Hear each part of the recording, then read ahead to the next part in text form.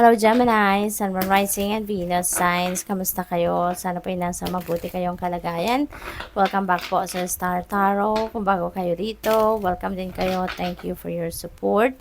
I truly appreciate it. God bless you all. Gemini, paunang mensahe po ninyo ay strength. Maaaring ang iba sa inyo rito, siguro, um, meron kayong sitwasyon wherein you need to be strong, no? Siguro, baka merong mga tensionaryong sitwasyon dito na kailangan kayong harapin, no? Or baka may problema sa pamilya, problema sa trabaho, no? Na kailangan ninyong magpakatatag, kailangan ninyong tibayan ang inyong dibdib para maharap ninyo, masolusyonan ninyo kung ano man ang problema. Okay? Kasi kung paghihinaan kayo ng loob, edi mas lalong hindi ninyo masusolusyonan ang problema. Kasi, 'di ba? Kung mahina ang inyong kalooban na paghihinaan kayo, paano ninyo hahanapin ang solusyon, hindi ba? And always remember, no, na walang problema na walang solusyon. Lahat ng problema may solusyon. Okay? So, we have Queen of Wands. Ayan. So, dito naman sa Queen of Wands, this is really a beautiful energy. Kasi, si Queen of Wands is very confident. No? Very confident about herself. Merong go-getter attitude din ito. So, maybe you are going to embody the energy of Queen of Wands. At kung ano yung gusto ninyo sigurong mangyari rito.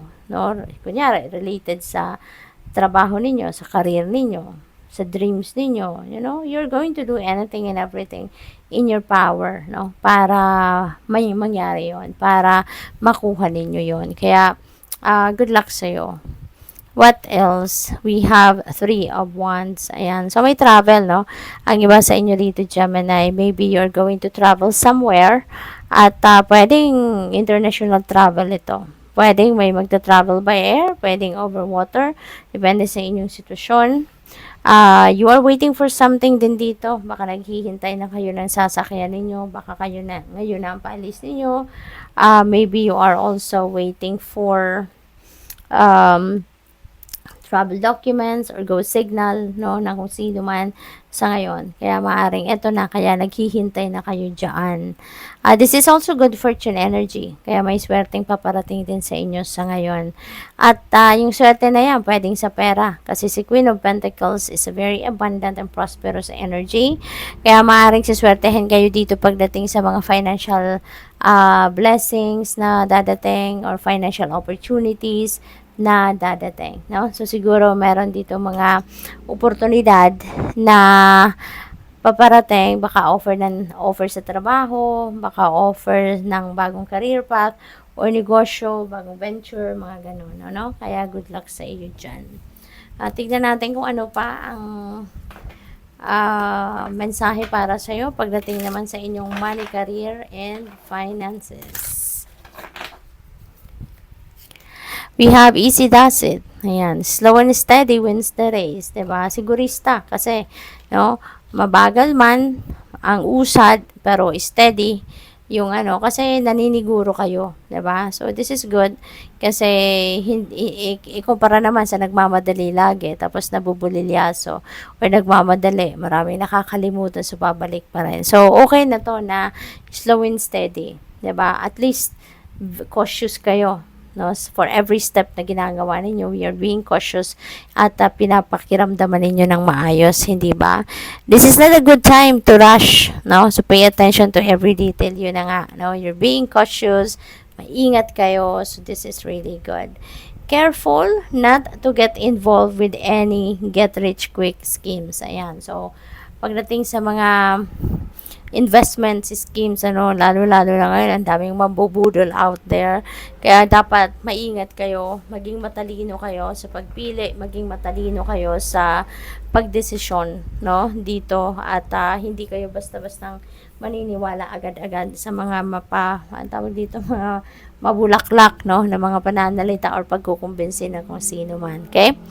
We have parenthood. Healing your inner child will help you make money. Ayan. So, napakaganda. Caregiver, teacher, pediatrician, or any other career centered on children. So, siguro yun ang ninyo. yun ang trabaho ninyo. Baka in line kayo with caregiving, or you're dealing with kids, no? You're dealing with children, no? So siguro yun ang trabaho ninyo. Kahit anong klaseng trabaho na may interaction kayo sa mga bata. Sabi din dito, don't forget to nurture yourself while you work towards your goals. Okay? Kasi importante na yung well-being natin, well-being ninyo, yun dapat ang first priority ninyo lagi. Yung health ninyo, yung overall health ninyo. Okay? Kasi, 'di ba? Alalahanin ninyo na when you are focusing on your health first, no? Above anything, makakasiguro kayo na kahit marami pang dumating na gagawin or marami pa kayong naka-line up na gagawin, walang problema yon. Kasi ang importante, you are on top of your health, so you will be on top of your game, diba? So what else? We have offering. The universe will meet all your needs. Okay? Consider having a money altar. Call upon your spirit guides and angels to assist you during this time. So, napakaganda, no? Kasi, siguro ang iba sa inyo nagbabangko ng pera, nagsisave talaga kayo ng pera. You make sure na meron kayo na itatabi, no?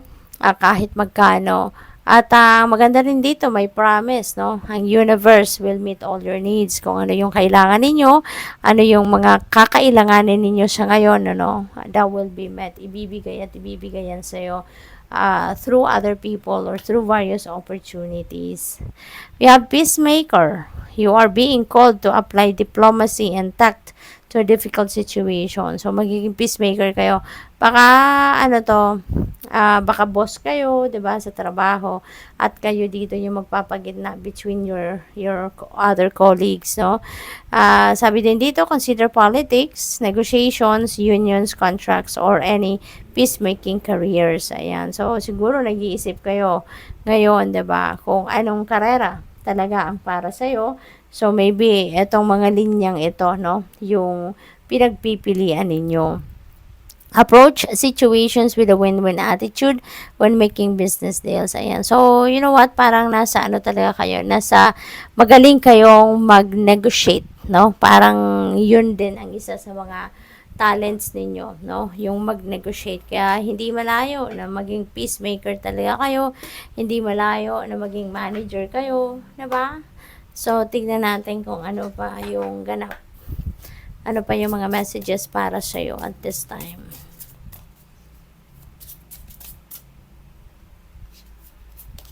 We have past life, and knowing deja vu, past love. Ayan. So, siguro, ang iba sa inyo rito, no, Gemini, makaka-experience kayo ng deja vu. Ito yung yung para may experience ninyo yung,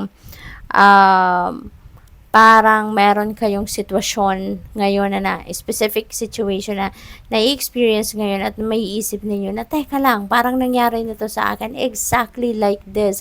Nangyari na to sa akin before, no?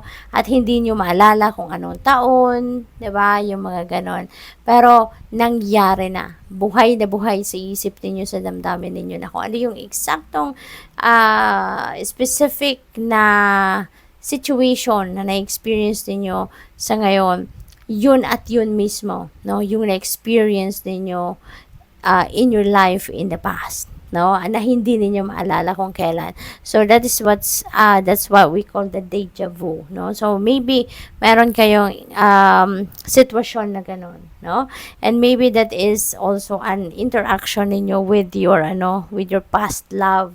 Baka meron kayong jowa sa ngayon at yun ang kasama ninyo doon, no? Naging jowa ninyo siya na in the past life, at yun pa rin, no, siguro ang naging jowa ninyo sa ngayon. So pwedeng yung deja vu na yun, no, between you and that person. True love, ayan, so siguro ngayon ninyo mahahanap na ang inyong true love, no? Baka ngayon din, ang para sa iba sa inyo, Gemini, baka makikilala mo na siya ngayon, yung true love ninyo, or baka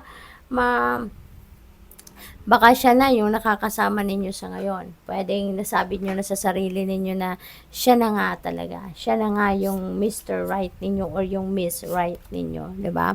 Kasi nararamdaman nyo na yung honest na love connection and pure love from that person. Kaya masabi mong true love mo na siya. So, spiritual growth, ayan, expanding the soul and learning. You are learning a lot, no, about yourself sa ngayon, and siguro your relationships with the universe, relationship with your angels and the rest of your spirit team, no? So, maaaring ganun na nararamdaman din ninyo sa ngayon. What else? We have mature man. Ayan, so, maybe you are going to be dealing with a mature man sa ngayon, Gemini. Maaaring ito si past love ninyo or pwedeng ito si true love ninyo, 'di ba? So depende sa inyong sitwasyon. But definitely si mature man could be baka siya yung magiging ka-love life ninyo, no? So good luck sa iyo. Thank you for watching. Love and light. Namaste.